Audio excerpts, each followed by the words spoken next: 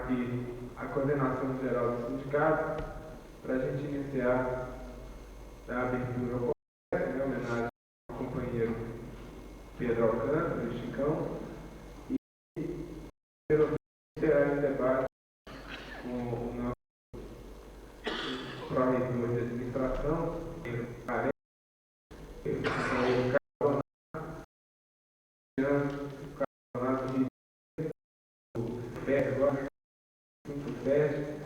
e eu então, eu queria ali para a gente poder aí do análise do Congresso para começar. Então, já iniciar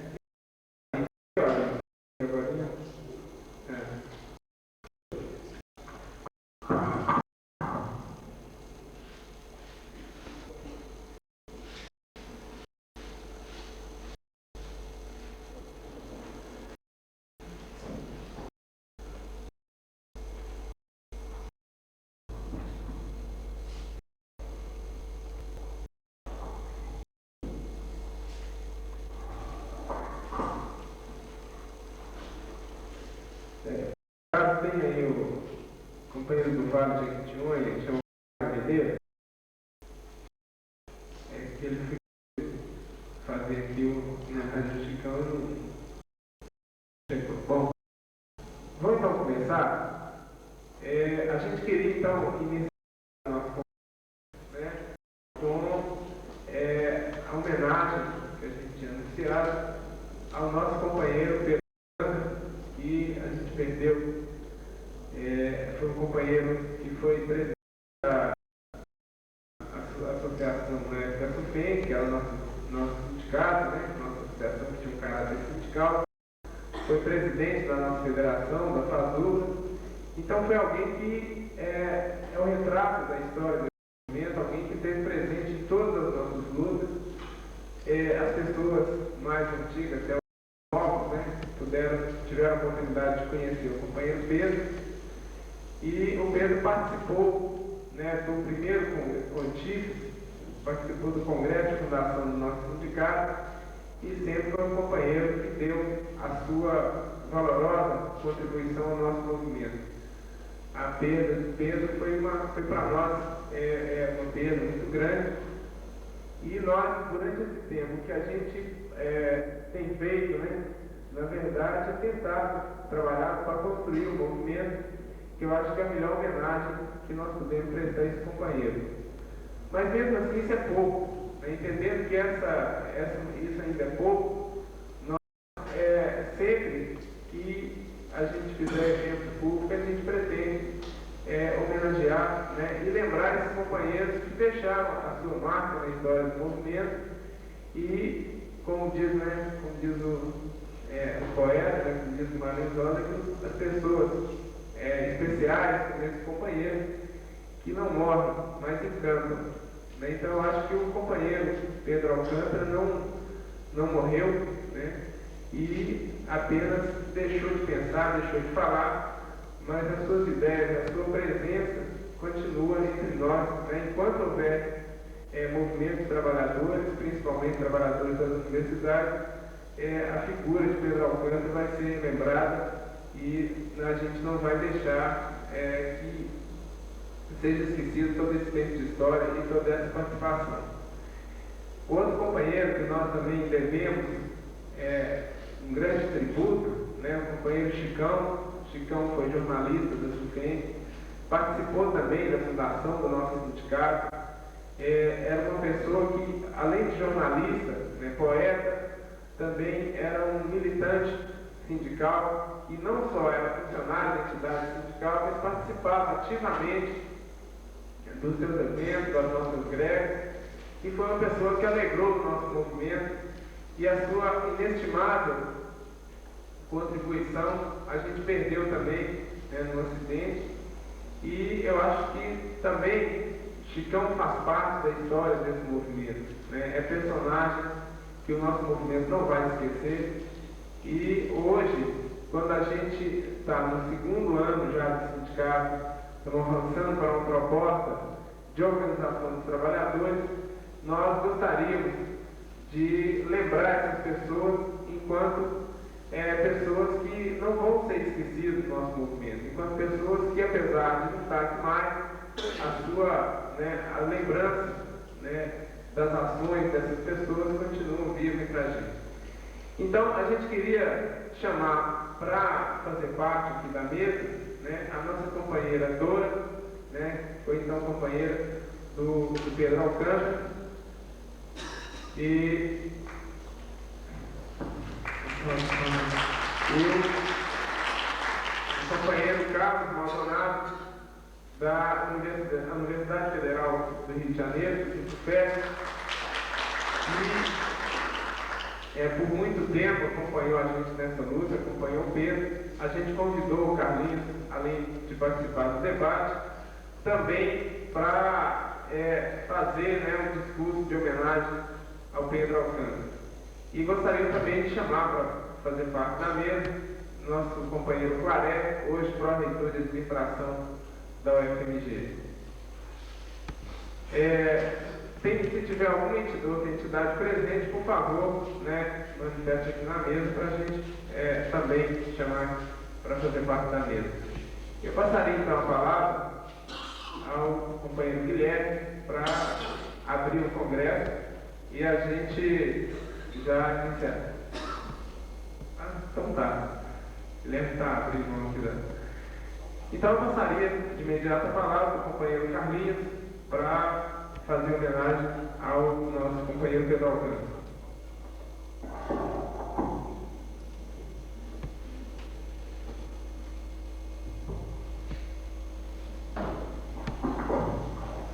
Bom, companheiros, já é boa noite, né?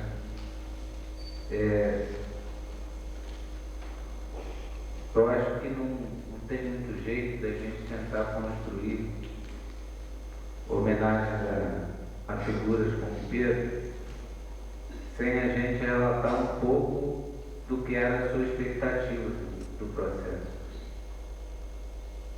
Durante os vários anos que eu tive a oportunidade e o privilégio de conviver com Pedro, eu aprendi muito e acho que temos nós hoje a responsabilidade, aqueles que conviveram com Pedro, de tentar passar adiante um pouco do que era o seu jeito de fazer política e de fazer movimento sindical. Pedro tinha a mania de evitar o enfrentamento, embora, quando estivesse diante dele, fosse absolutamente duro com o adversário, às vezes implacável. Mas ele tinha uma mania que eu acho que era a principal marca, a marca que ele deixou em mim, de que não interessa quem assina a proposta. O que interessa é que a proposta aconteça e ela seja o que melhor há para o conjunto da classe, para o conjunto dos trabalhadores, para o que a gente quer fazer. Ou seja, ele passava a ideia de que era mais importante a gente construir a hegemonia das ideias do que ter a força do voto para impor alguma ideia a alguém. Acho que essa ideia e o trabalhar essa ideia numa entidade de frente única como o sindicato é a melhor forma da gente construir uma homenagem não apenas a Pedro, mas a todos os revolucionários que trabalham com esta ideia. A ideia de que o processo coletivo de decisão ele deve passar pela vontade e pelos interesses daqueles que estão representados. E que aí, quem propôs, não importa. Quem assinou, também não importa. O que importa é que se construiu um espaço de ideias suficiente para que a classe consiga dar mais um passo rumo à sua libertação. Uma outra característica de conviver com Pedro no processo da luta política e do enfrentamento, era que em qualquer coisa o Pedro estava pensando lá na frente. O que era inarredável para Pedro era o processo de transformação social, a emancipação dos trabalhadores. E, para isso, pensando lá na frente, o que é necessário construir hoje para dar mais um passo para chegar lá na frente. E todas as ações, elas deixavam de ter a referência do simples plano tático cotidiano, de enfrentamento cotidiano, para que então se pensasse lá na frente. E pensando lá na frente, era possível abrir mão hoje para construir amanhã. Por isso a gente às vezes achava que ele era meio mole fazendo política. Por isso a gente às vezes achava que ele concedia demais ao adversário. Mas no processo, naquele processo que a gente estava envolvido, existia a construção de uma ideia que a grande vitória para ele era ver o adversário propor aquilo que ele queria imaginar. E quando isso estava construído, tinha se fechado o ciclo do convencimento. Eu tive esse privilégio de conviver esses anos e aprender a militar com esse grande camarada. E nesse período, que era um período meio de luta solidária, na representação nacional, éramos poucas pessoas, e tínhamos que nos dividir em todas as 52 associações, mais na FASUP, etc. e tal. Além disso, a gente gerava uma cumplicidade,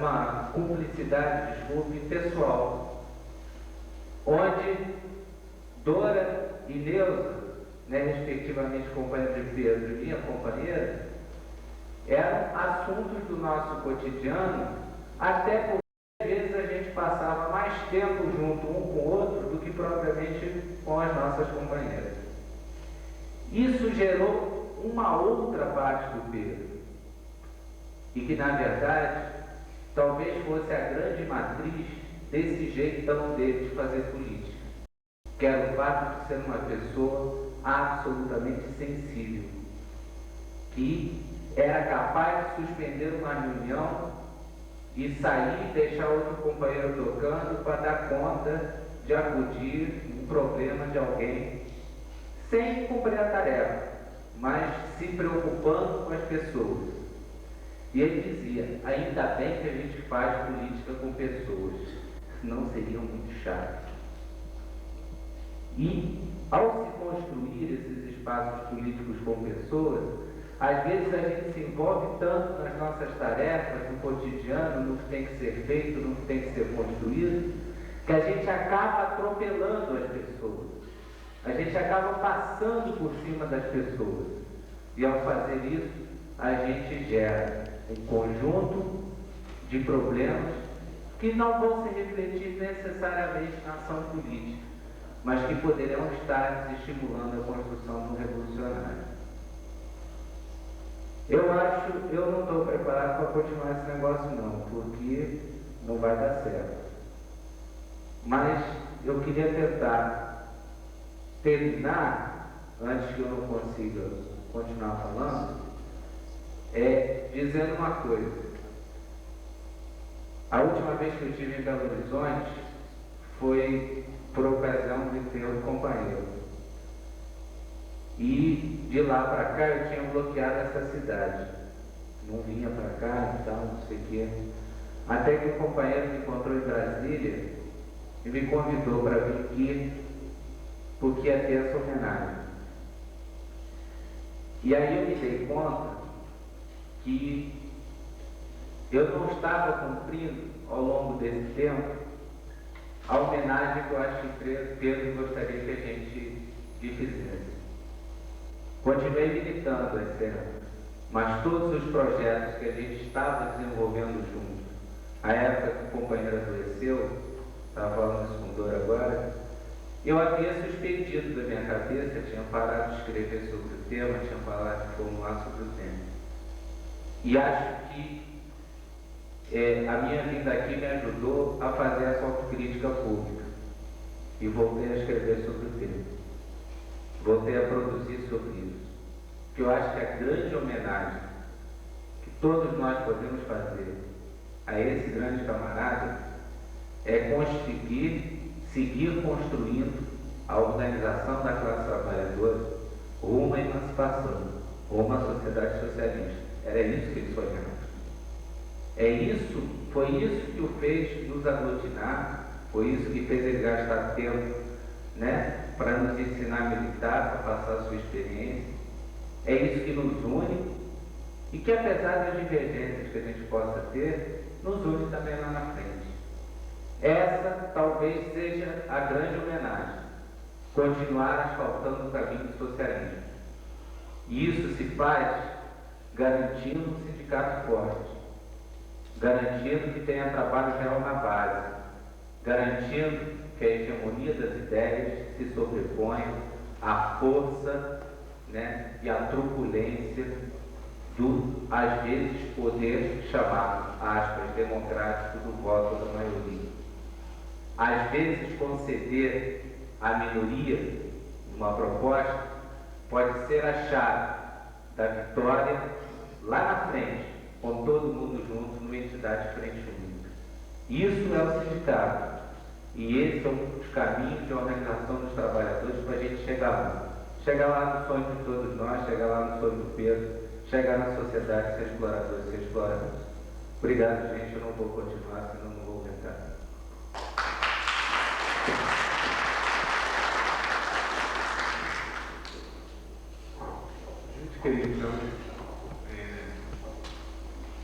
Eu queria então passar a palavra para a companheira Dora, né? Companheira então do nosso amigo Pedrão. Eu gostaria, em primeiro lugar, de saudar todos os delegados desse congresso, tendo a certeza de que as propostas que vão sair daqui são propostas que vão estar enfrentando, né, as propostas que hoje nós temos visto crescer no nosso país. São as propostas neoliberais que vêm certamente confrontar com todas as conquistas que os trabalhadores já construíram nesse período. Portanto, eu acho que o Congresso que visa, com a sua organização, com a organização dos trabalhadores e com proposta de superação, eu acho que esse Congresso tem um lugar central nesse momento. Eu acho que a luta dos trabalhadores ganhou nesse momento, né, nesse enfrentamento geral, nessa conjuntura que a gente está vivendo, um lugar central, um lugar fundamental, que é de conseguir reciclar essa luta, né, porque a gente está vivendo uma conjuntura que vem exigir reciclagem. E o momento preciso, o momento mais rico, é esse momento onde os trabalhadores se encontram, né, com suas propostas, com essa reflexão sobre essa realidade e sobre as questões, as tarefas a serem levadas à frente. Eu queria também congratular com essa homenagem a Pedro, que está sendo feita aqui hoje, porque eu tenho certeza de toda a identidade que o Pedro tem com essa luta, que é uma luta que, a meu ver, é a luta que nós vamos seguir, né? E acho que nessa homenagem o sentido é de lutar por uma sociedade melhor, uma sociedade transformada, que é uma sociedade socialista. Eu acho que essa é a homenagem que pode prestar ao Pedro. E queria agradecer, né, meu nome, em nome das minhas filhas, né, toda essa homenagem, que eu acho que também em nome de todos os trabalhadores desse país, dessa nossa cidade, dos trabalhadores da universidade, a essa luta que o Pedro dedicou os melhores anos, o melhor do seu esforço, a sua melhor energia. Eu tenho certeza que foi canalizada para esse objetivo. Muito obrigada.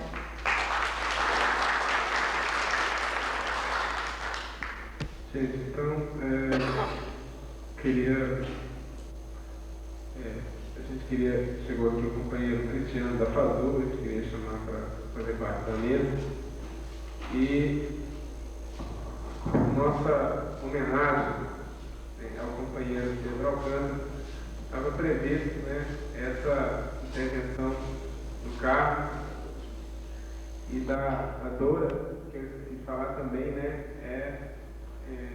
administradora regional de Venda Nova, né, não só foi companheiro do Pedro também. A gente queria, então, a palavra para depois a gente fazer a mesa e começar o debate. Marcelino. Porque eu digo aqui, aquele Pedro que sentava nas cadeiras do Ministério da Educação em luta em prol da democracia, a criação da democracia, a fundação da democracia, aquele Pedro na batalha de campanha salarial que sentava cochilando naquelas cadeiras do MEC, da SAP, do Senado de Brasília. Eu lembro a época que nós fomos em Salvador, quando foi a luta pela corrigenda da situação do pessoal. Eu fui chamado, até foi apelidado de desvio de função na universidade. Então, naquela luta em Salvador, onde o nosso companheiro, hoje ainda vivo aí, em São, onde o companheiro Iranei pesava forte, não pode agora, porque vai atrapalhar a campanha salarial, vai trabalhar a economia, nosso plano de carreira, quando se fala em desvio de função, se colocar, se corrigir. Desde que o povo entra na justiça. O Pedro bravo, aquele Pedro que está na nossa memória, aquele Pedro que o Espírito está vivo, aquele Pedro que ainda batalha na cidade santa do outro lado da vida, aquele Pedro bateu o pé, juntamente comigo ali em Salvador. Eu lembro que quando nós conseguimos colocar em pauta, meus companheiros, o desvio de função, a corrigida daquela situação de perda do povo, nossas percas, ele bateu o pé. Se não aprovar e não colocar em pauta, eu vou demorar alguém aqui. Onde o Irani pisava forte, não pode, e eu falava, sim, tem que ser. Então, eu e o Pedro, conversando no cantinho, Pedro, tenta que chamar, o que nós podemos fazer para virar a cabeça desse povo, para votar a favor que se coloque em pauta. Chamamos 30 pessoas. 30 pessoas lá no canto, falam, gente, você tem prejuízo. Olha, você é técnico de laboratório, está ganhando como porteiro. Você pode ser um agente administrativo, está ganhando como um laboratório. Pense bem. E Pedro ali, bravo, lutou junto comigo. Eu tenho sentimento, gente, que aquele Pedro está aqui. Pedro ajudou a fundar, ajudou a buscar a democracia dentro das universidades. E ali pisou forte e falou, não, temos que colocar em pauta assim. E se não fosse por aquele Pedro, se não fosse a nossa existência, nós seríamos derrubados naquela época pelo Irani e o Ronan, que ali estava na mesa. Eu quero relembrar também com uma companheira nossa aqui do Hospital das Clínicas, a Chicona, nós estamos chamando de Chicona, né? A Chica, que também pisou forte, sendo nós três o marco histórico ali da força de colocar em pauta, é onde eu tenho aqui, gente. Muito agradecer aquele homem e também o nosso Chicão, que era uma peça, uma figura muito importante. Eu rogo a Deus que acolha esse homem, que não deixe que apague a memória. Gostaria até que os nossos sindicatos ou a Superipro encerrassem um quadro sobre essas duas personagens, que foi de muita e de grande importância. Uma salva de palmas que eu peço a vocês, ao Espírito que aí está vivo e na memória de nós todos. É que eu peço agora uma salva de palmas para esses companheiros que ele passou. Dos nossos companheiros, que lembraremos em todos os nossos eventos, em todos os nossos congressos, é a gente poder, hoje que está reunido, mesmo que não seja ainda o ideal que a gente quer, eu acho que nós, ao fazermos isso, estamos prestando homenagem a esses companheiros que dedicaram o seu pequeno espaço de vida, que morreram muito novos, o seu pequeno espaço de vida à organização e à luta dos trabalhadores. Nesse sentido, nós estamos cumprindo né, essa determinação, nós estamos continuando a luta do companheiro Pedro e do companheiro Chicão, que era a luta para que os trabalhadores se organizassem e acabassem com essa sociedade opressora, com essa sociedade discriminatória e rumo à construção da sociedade socialista, uma sociedade onde a opressão, onde a discriminação, onde a exploração seriam apenas coisas do passado, né, provavelmente objeto de estudo daqueles que estudam o passado dos antropólogos até.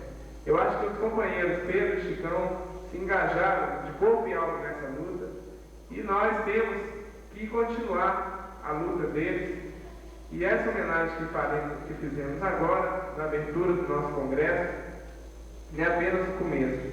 E durante o congresso, eu acho que nós temos que trabalhar para que possamos aperfeiçoar a nossa organização, para que possamos sair do congresso com um calendário de luta positivo, para sair desse congresso com um passo a mais rumo à organização do Sindicato dos Trabalhadores da UFMG. Então, para finalizar essa primeira parte da abertura e da homenagem, eu queria que a gente fizesse em coro, né, de pé, uma salva de palmas a esses companheiros que jamais será esquecido do nosso movimento, que jamais serão esquecidos por cada um de nós.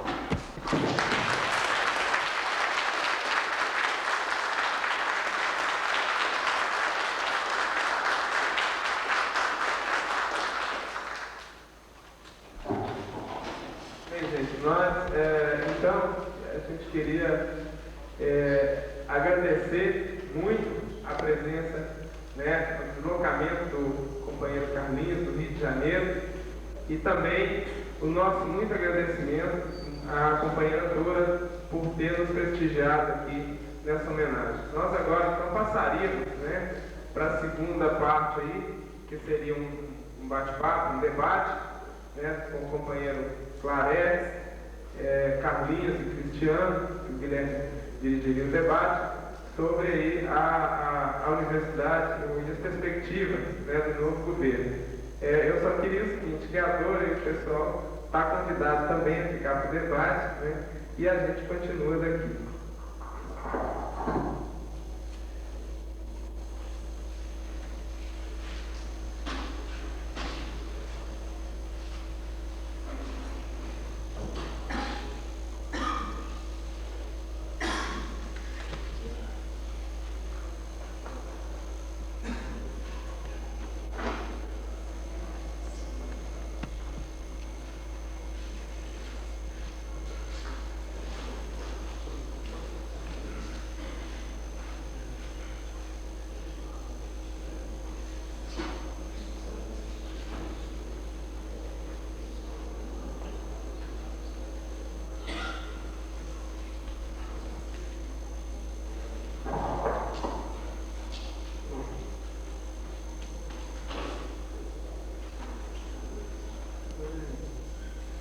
Bom, companheiros, dando sequência à abertura do nosso congresso, fazendo aquilo que os companheiros que nos deixaram sempre brigaram para que fosse feito, que a gente debatesse as nossas ideias, buscássemos coletivamente, né, qual seria o melhor caminho para que nos aproximasse da sociedade sem explorados, sem exploradores.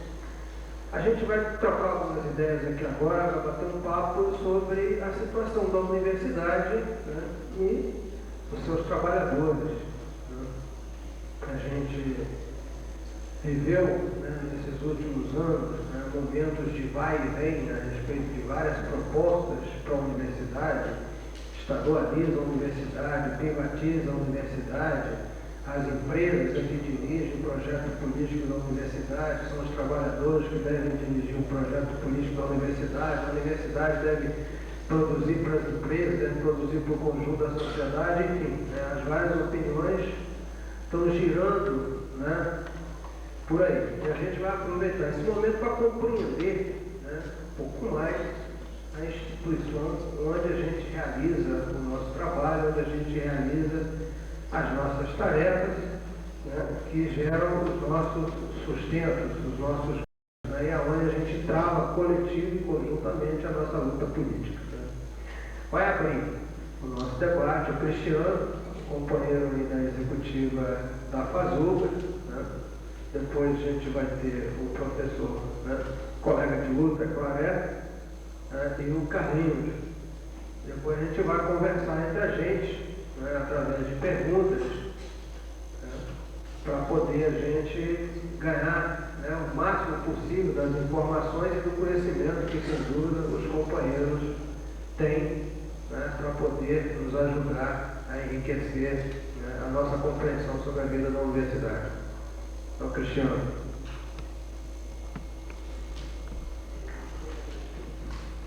Bem, eu agradeço a direção do CIDIS, a você, Guilherme Alcântara, por ter nos convidado e nos proporcionar essa oportunidade de estar aqui com vocês nesse segundo congresso. É um sindicato novo que está, apesar de uma longa história de tradição de luta, a FASUBRA, inclusive o processo de retomada da FASUBRA, das forças conservadoras, que tem nome de grande peso na história da FASUBRA, exemplo de Pedro Alcântara, Canto, Claré, Guilherme. Se a gente for citar uma lista enorme de companheiros que têm tradição de luta nessa universidade, na escola técnica, e acredito que essa contribuição resultante desse congresso aqui, ela vai fortalecer a luta de ideias que se trava hoje dentro da FASUBRA e se trava dentro da sociedade. Acredito que esse é o momento também para mim de expor um pouco do que eu tenho sistematizado na nossa batalha cotidiana lá em Brasília, junto ao governo, e do que a gente está percebendo com relação à situação nacional, às perspectivas do governo de Fernando Henrique e tudo mais. Mas eu gostaria, antes de tudo, de ampliar essa homenagem. Os companheiros estão homenageando aí o Chicão, o Pedro Alcântara. Essa homenagem deve ser estendida também a todos os companheiros da nossa categoria que faleceram em função do desastre terrível que houve antes de ontem, na noite do domingo para a segunda-feira, em torno de 1h da madrugada. Os companheiros retornavam do congresso semelhante a esse que acontecia em Pelotas, e o ônibus colidiu de frente com um ônibus de linha.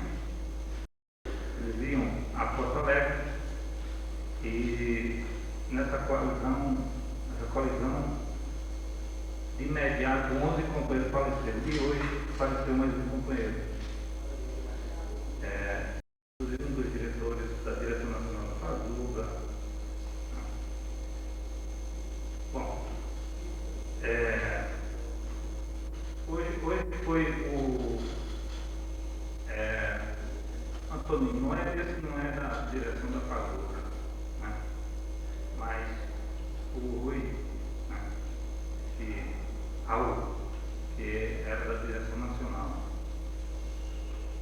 Todos os companheiros que faleceram eram da luta, né? Todos eles eram militantes, ativos, com tradição de luta na FASUBRA lá no Rio Grande do Sul. Gostaria que esse congresso estendesse a homenagem a esses companheiros também. Bom, começando, eu poderia dar um informe para vocês, rapidamente, da batalha que nós estamos fazendo agora na luta pela isonomia. Vocês têm acompanhado pela imprensa o quadro, há uma disputa, né, dentro do governo Itamar, onde de um lado se agrupam em torno do Estado-Maior das Forças Armadas, né, um leque de forças que lutam para implantar a isonomia ainda esse ano, tentando fazer com que o Itamar Franco cumpra a promessa que tem feito, né, desde que assinou no mês de maio passado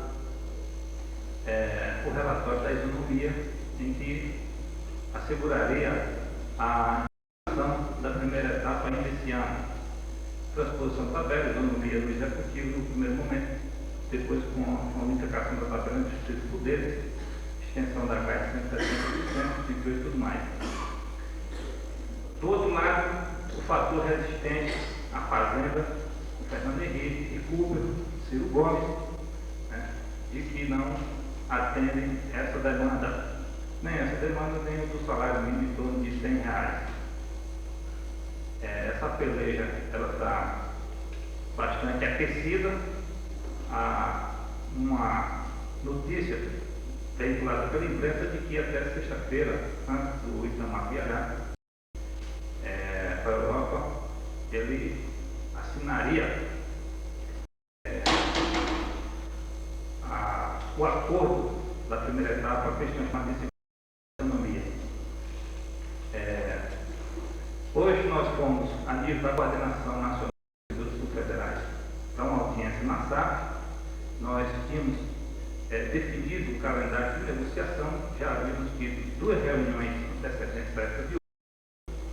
Essa reunião de hoje está sendo preparada e foi convocada toda a imprensa para cobrir a audiência junto com o ministro Caim e mais um representante da área econômica. E a coisa endureceu, o ministro não nos recebeu e a secretária da audiência não estava sendo prevista e que não tinha mais previsão do ministro receber os servidores públicos esse ano. Então nós saímos indignados. Né?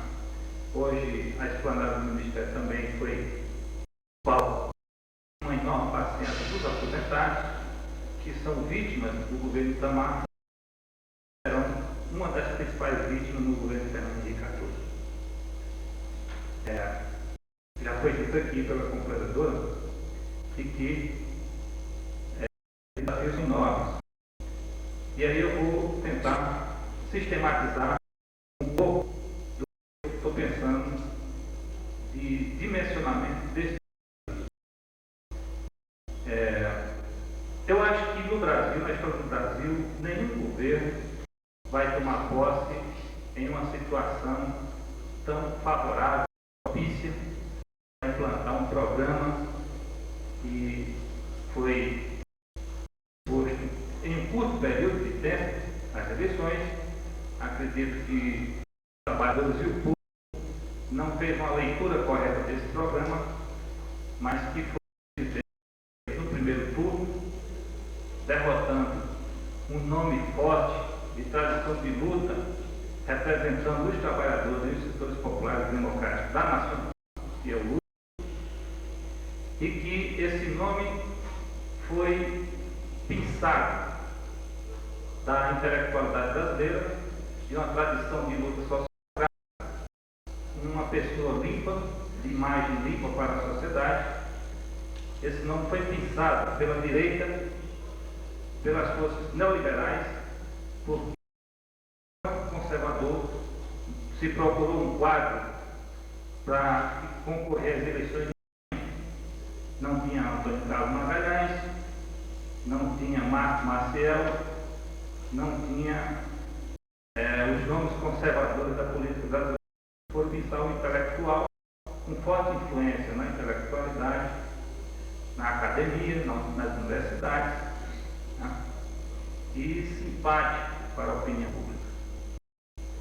Então, a vitória expressiva, com 50% do eleitorado votante, né, bem superior do que a soma de todos os outros candidatos, tem um significado muito importante e enche a bola do Fernando Henrique para reforçar, né, e implementar o programa. Há um elemento também que ajuda muito o Fernando Henrique, é o elemento do apoio que as forças conservadoras estão tendo e setores de centro e até setores da esquerda estão sinalizando com apoio do seu programa, porque é um programa que coincide também com alguns que o PT defende, que a esquerda defende, né? Principalmente nas relações de trabalho, principalmente no fim da unicidade, no fim da atual legislação trabalhista, CLT, novas relações de trabalho, etc. O programa é defendido pela CUT, exatamente a CUT se fundou aqui no Brasil defendendo novas relações de trabalho e fim da unicidade e do pluralismo sindical. Coincide agora a bandeira cutista com a bandeira do Fernando Henrique Cardoso. Tem outras bandeiras que são também coincidentes, né? No campo da integração internacional, né? A esquerda historicamente defendia e defende a integração dos povos, a solidariedade proletária, né? Hoje vem aí a direita soprando muito forte, defendendo uma integração proletária não solidária, mas uma integração econômica, né? Que faz essa integração econômica vê um custo social muito grande por trás dessa nova relação de trabalho, dessa modernidade, né? Por trás dessa operada nos estados nacionais, né? Na perspectiva de, por fim, a estados nacionais formar grandes blocos econômicos, está a direita e está as forças neoliberais, e aqui no Brasil explodiu o Fernando Henrique Cardoso, que fez questão de dizer, inclusive na campanha, pode fazer tudo anteriormente. Os compromissos de Fernando Henrique Cardoso, compromisso de modernidade. E em uma situação, Fernando Henrique está dizendo, não é nada de novo. É um acúmulo histórico que já vem se desenvolvendo na sociedade militar.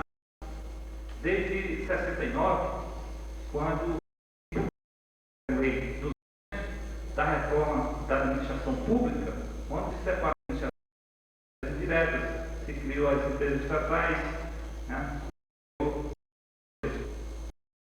Públicas, de direito público, de direito privado, que a partir de então já começa um processo de, naquele momento de desburocratização, que é um processo de desregulamentação, hoje, palavra-chave, que essas forças estão apregoando, que é um fenômeno não só nacional, um fenômeno mundial, que ganha o fim da bipolaridade, da luta pela hegemonia mundial entre Estados Unidos e União Soviética.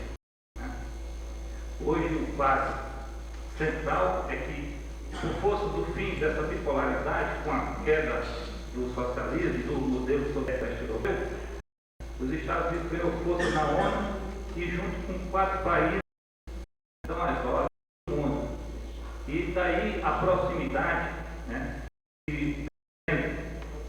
já histórica durante esse século dos Estados Unidos com o Brasil, e ela vem se intensificando, inclusive a partir da Segunda Guerra Mundial.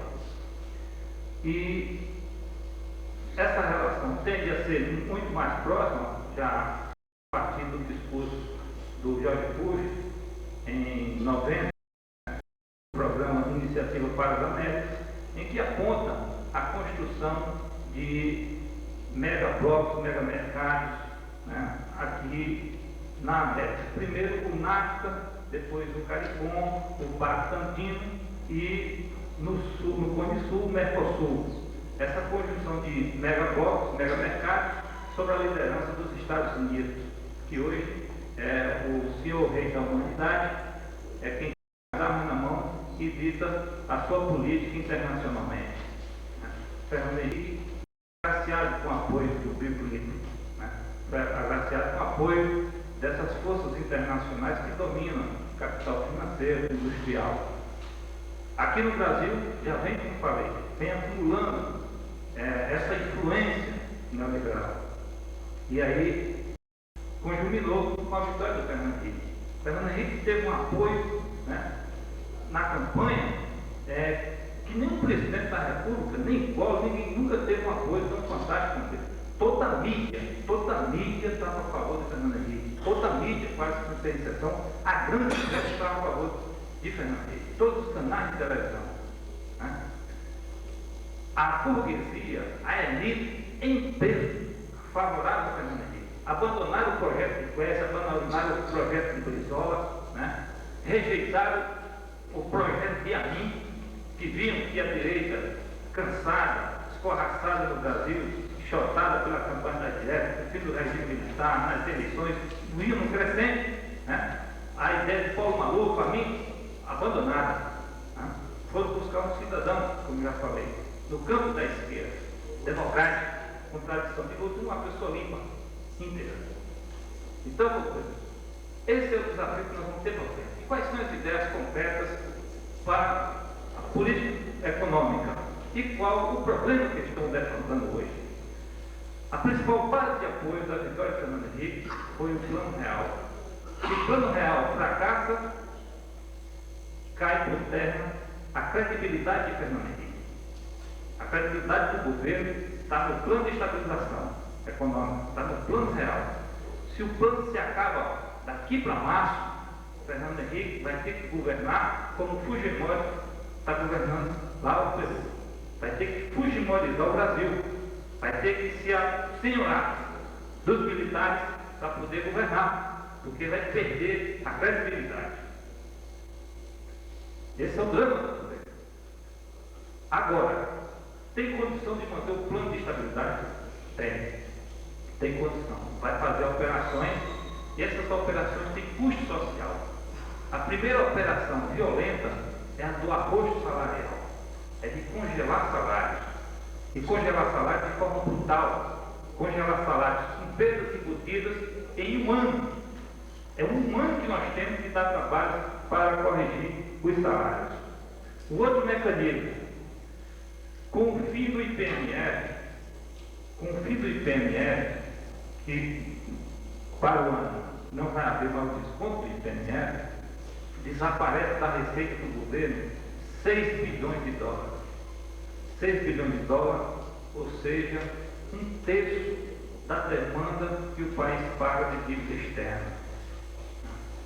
Esse dinheiro, Fernando Henrique tentou um acordo com os parlamentares, com os partidos, de reeditar o IPMF. E qual foi a solução? Não vão reeditar o IPMF. A solução, companheiro, passa pela privatização, pela concessão dos serviços públicos, por acelerar o desmonte do Estado Nacional, desse Estado que nós temos aqui no país. E aí, o desafio é maior, principalmente para as forças políticas de esquerda, para os trabalhadores e para a CUT. Porque se você começa a terceirizar, começa a desmontar os serviços públicos, a concessionar, né, a privatizar, você vai entrar em choque direto com o movimento sindical brasileiro cutista, que é onde congrega a grande força do PT, do PCdoB, do PSB, do PPS, do PCB. Não é verdade? Não é essas forças que não estão na Petrobras, não estão na CSN, estão na universidade, estão na certa coisa, na saúde pública. Então, a grande ideia do governo é ir buscar esses 6 bilhões de dólares da concessão de serviços públicos. E aí vai conceder tudo. Vai conceder portos, ferrovias, né, indústrias, vai privatizar. Essa é a lógica do governo. Ao mesmo tempo que ele desmonta o Estado, ele quebra a oposição classista, combativa do nosso país. Né? Ele junta o útil ao agradável. Nas universidades, se fala agora em qualidade total. Vamos modernizar a universidade. Vamos enxugar. Trabalhar horário. Né? Vamos seguir o exemplo japonês. Fazer para que a aposentadoria, né, não seja 55 anos, seja 60 anos. Os trabalhadores fazem isso. Greve para que a aposentadoria não seja 55. Né? O que eles pretendem é seguir o modelo japonês de qualidade total. Se eles puderem, fariam até uma saudação da empresa, não vou trazer tanta verdade.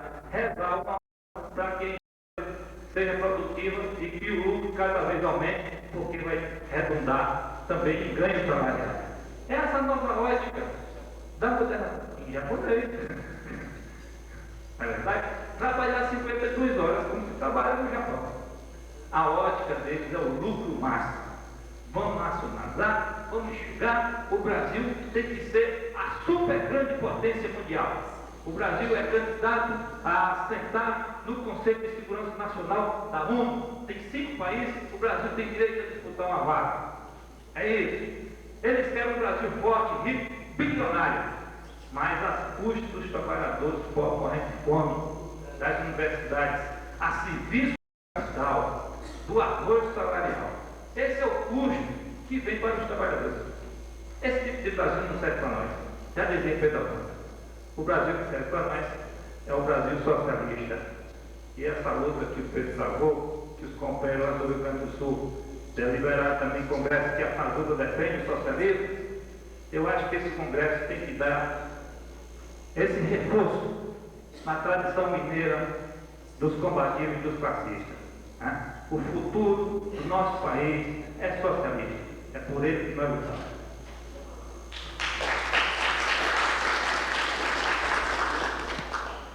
Vamos ver, professor Claré. Bem, para mim é um prazer enorme estar de volta mais próximo dos companheiros, apesar de estar numa posição hoje próxima da não poder ser capenga, mas a gente nunca perdeu as convicções antigas e a gente não consegue se entender da luta, né, em qualquer fronte que ela se colocar. E é mais prazer também por estar num debate onde está se homenageando 2 grandes companheiros. O Pedro, para mim, é um exemplo de pessoa dedicada. Aliás,